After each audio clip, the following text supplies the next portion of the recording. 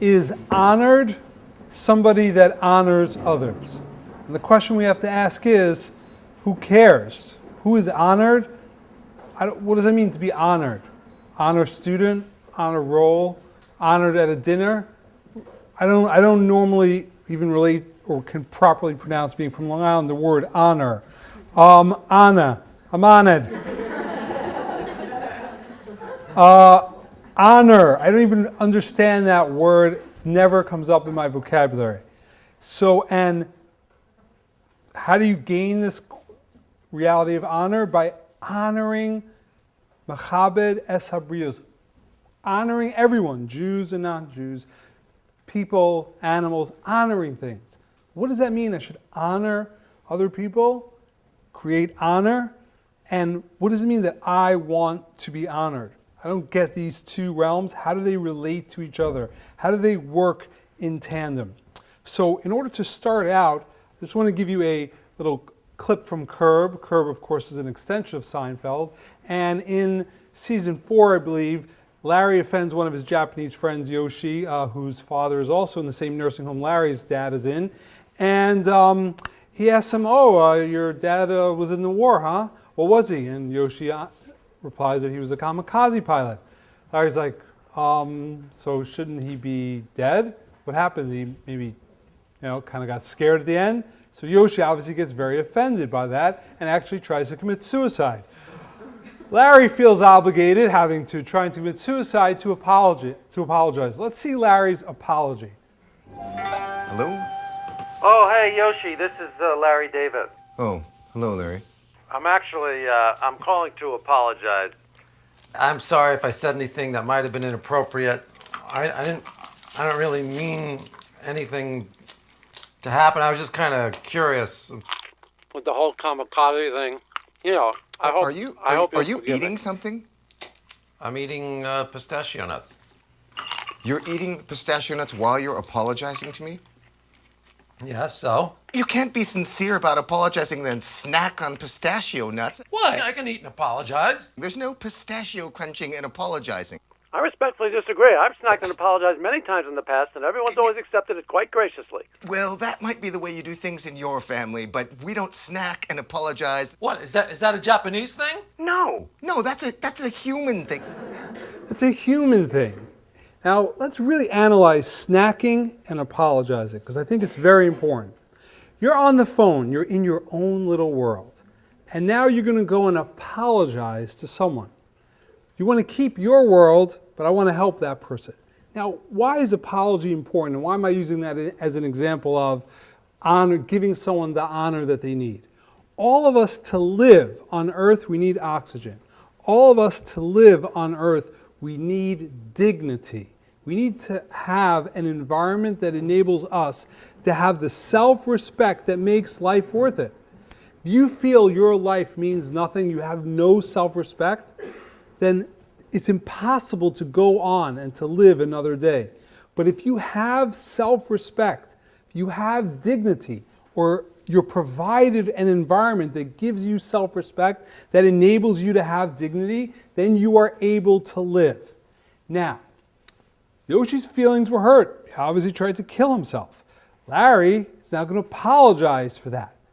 But Larry wants his pistachio nuts and eat them too, meaning that I want to live in my world, and look, I really don't want to apologize because I was just curious. And so I will kill two birds with one stone. I'll eat while I apologize. The problem with any of you who have experienced people that talk on the phone while eating is that it is extremely loud. Never in your life have you heard the volume of somebody's crunching more than when they're eating on the phone. You're eating pretzels on the phone? Are you insane? This is the worst static I've ever heard. You really have you don't care I'm a television. You don't care about having this conversation, about saving my life, wanting me to live. So the concept is that that's the ultimate not respecting. What does it mean I have to honor you, have to give you honor, salute you, yes sir, speak to you in the third party? No, it means I need to, the word covered means heaviness. I have to ascribe the heaviness to your life that you need to live. I have to give you enough energy to enable you to live, and that is a reality of self-respect. Now, ultimately, Where is respect come? It comes in dibur, in speech. How you speak with other people is the essence of your existence, your connection. Our quality that divides us from animals, it's our ability to intellectualize an idea and to verbalize that idea. Our communication, all due respect to dolphins, elephants, and their conversations, but our ability of imagination, we can imagine an idea, verbalize that, and that idea now goes into your brain. It's a trick that no mammal can do on earth other than humans. You are what you say. The ultimate reality of respect is how you speak. Step one. Now that's how you respect others. If you respect other people, what does that mean? I view you as a part of God. I view you as a part of the world. Well, that obviously means that I view myself as a part of God. I view myself as a part of the world. All of us need to rectify how we are perceived and how we perceive ourselves. How we perceive ourselves will be the direct indicator of how we treat and perceive others. I won't respect you if I don't respect myself. And all of us have to come to terms with we can no longer get away with low self-esteem. To function in society as an adult, you need to have self-respect in order to respect others.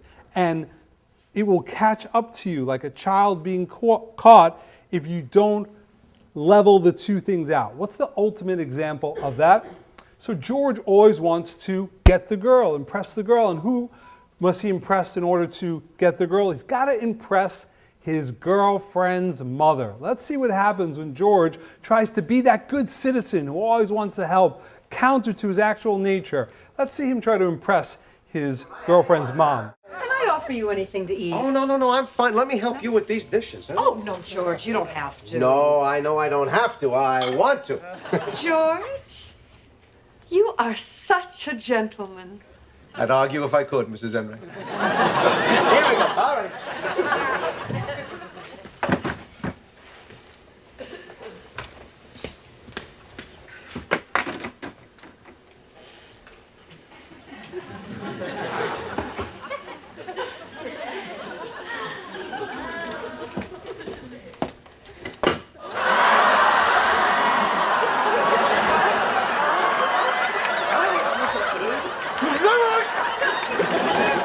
George gets caught, and now Jerry and George will have a Talmudic discussion about this incident.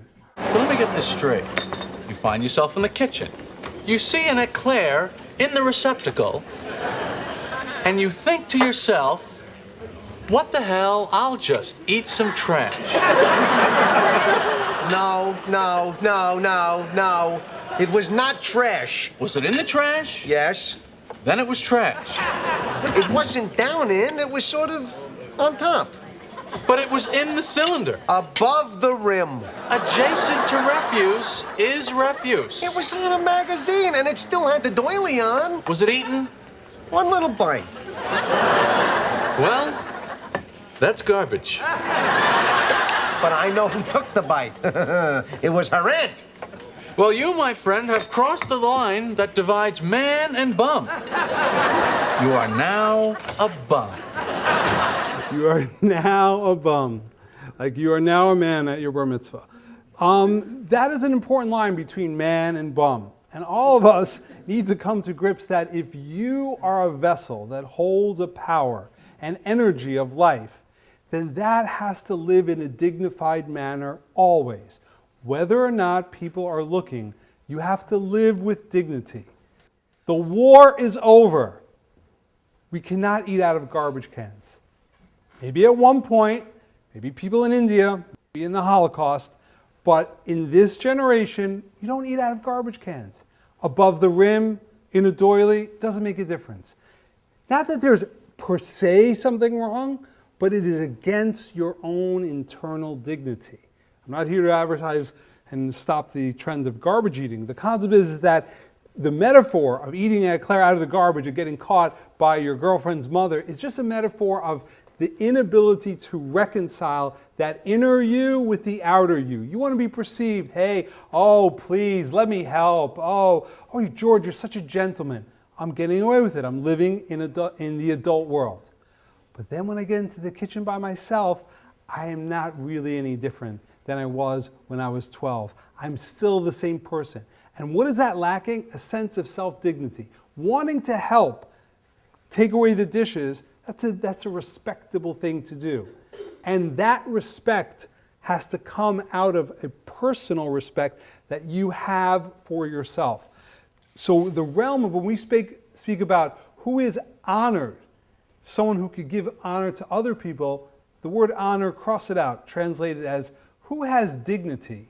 Someone, the signpost of dignity is that you can give dignity to others. But that means all of us are in danger of failing in life. We can all fail and be distracted and miss out on the point of life if we don't hit this one subtle reality called dignity. When a person gets embarrassed, it's as if you've killed that person. You're mortified. And when you give somebody respect that they need, you're giving them life. Life and death is about respect and embarrassment. And all of us to each other need to be of the level where I am giving you the proper oxygen that you need to live in this world. I am giving you respect. Not fake respect, I'm dealing with you in a way that you need to be dealt with. Where does that come from? Because I have self-respect. I view myself as important. I view myself as a part of God. When I view myself as part of the world, then I view everything as one. It's all one. The key muscle to being good with others is being good with yourself. You cannot fake that. You need to have inner dignity, self-respect, in order to give dignity, because you're believing in the reality of dignity. Dignity is something that you wear. The reality of a lavush in Hebrew, which means clothing. Clothing is what you wear that enables you to be at one with the world in a positive way. Now, if a person go to a wedding, wear a tux, might be annoying, but there's a theory to it. It's like, all right, look your best. Cannot trust men with actually picking out clothing. We're going to pick it out for you. Everybody wear a variation of this suit. And that person theoretically looks their best. Now, if you're wearing something ridiculous, like Jerry wearing a puffy shirt, he's embarrassed. What do I look like, a pirate? I'm embarrassed. I don't have to walk in the world. When you accomplish, when you work on yourself, on your intellect, and on your strength, and on how you're positively at one with the world, now you need to wear something. You need a beged, a lavush, something that enables you to operate in this world. Now, very deep, in the beginning of this episode, Jerry finds out that George has a very interesting custom when he goes to the bathroom. What is this? Well, I'm putting my shirt back on.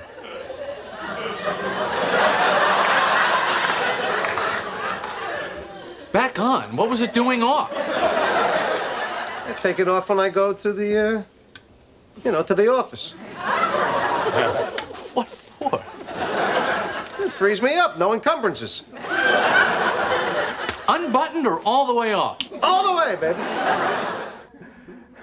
Now, that's fine if that's what you want, but it ultimately comes back to haunt George because he gets another chance to be with his girlfriend and goes to a party with his girlfriend's parents, and it happens to be a very crazy 3D poster in that bathroom. George gets a little distracted when he goes to the bathroom at his girlfriend's mom's party. Oh, sorry I took so long. They've got one of those 3D art posters in there. It's mesmerizing.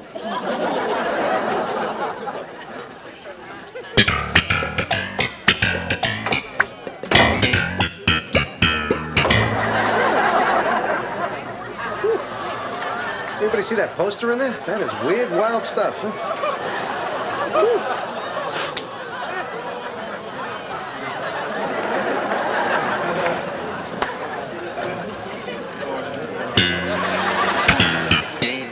The concept is that you're naked and you're embarrassed, and you should be. Now, as we started out in the beginning, We live in the age of distraction. So for the first time in history, we can get away with being utterly foolish and have no guilty feelings of not fulfilling our mission on earth. Because we were distracted the whole time. We found a comfortably numb pathway. But ultimately, the goal is we all need to get dressed. What are you wearing? What are you wearing? Not what are you wearing tonight? What are you wearing in your life? The clothing that you wear is the vessel that your soul lives in. How do you deal with yourself? How do you deal with others? What are you wearing is a very important concept that all of us need to do it. Now putting this in a larger perspective, it goes like this. We started out in the beginning that the first step, because this whole mission is really a 4-step process, how to be successful in life. Number 1, become a chacham. Get wisdom, because if you don't know, what differentiates us from animals is our ability to know. If you're not constantly seeking knowledge, you're not in the game. If you put a hold on what you know and you're not constantly grabbing new information that will illuminate your life, you're out of the game. Now, what do you do with that information? Sometimes it clashes with what you are and you might need to change. So you become a gibor, you become strong. You take that truth and you internalize it. And we spoke about sometimes it means doing the opposite, going counterintuitive to what you normally do. If you're normally angry, you'll go against anger. You'll take the truth that I shouldn't be angry and I'll internalize it and I'll become it. And then the ultimate goal is I want to be an usher. I want to be rich. When I have that wisdom and I internalize it, I am now positively at one with the world that I am in. All 3 of these things, wisdom, strength, and wealth, represent the 3 main facets of human existence, which is your intellect, your soul or your nefesh, your emotions, and your body. That trifecta, intellect, emotions, and your body, is who you are mechanically between you and yourself. And those 3 levels need to be worked on. You need to work on your wisdom. I want to work on my strength, making that wisdom part of me, and then I want to be at one with it in a positive manner.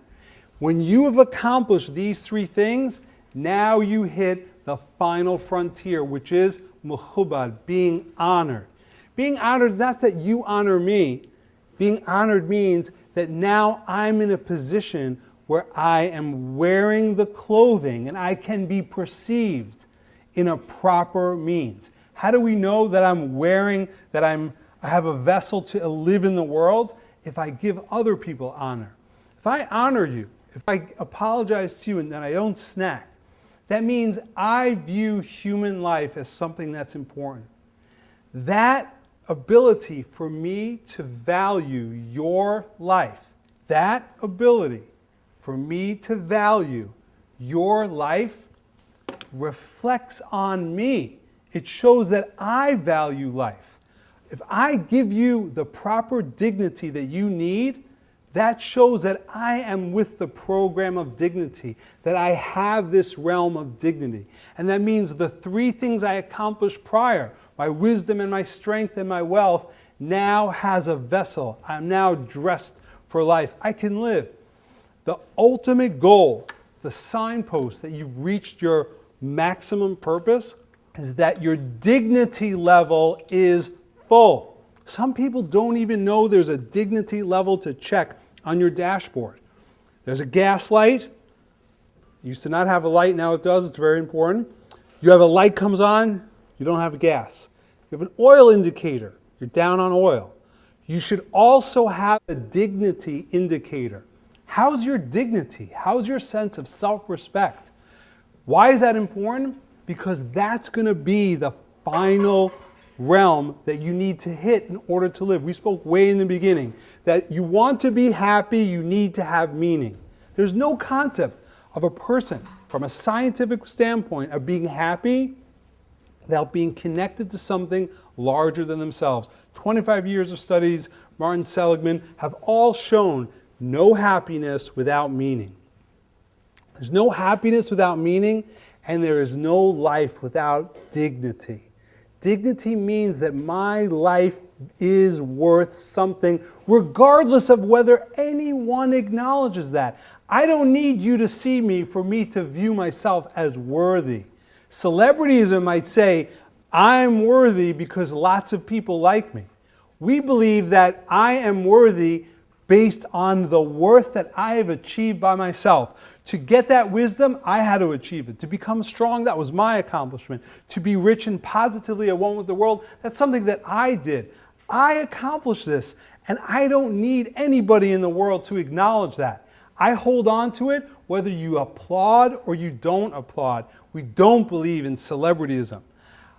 In order to live 24/7, 365, you need a constant sense that my life is worth it and I am dignified.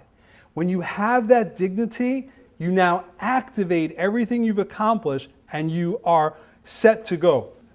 We live in a distracted generation, and there's nobody's going to give you a ticket for completely avoiding reality.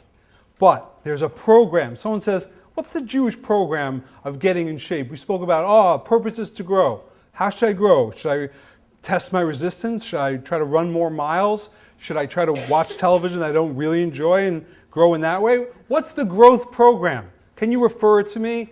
It's this part of the Talmud, 4th chapter of Ethics of the Fathers, the first Mishnah, that there are 4 parts of growth.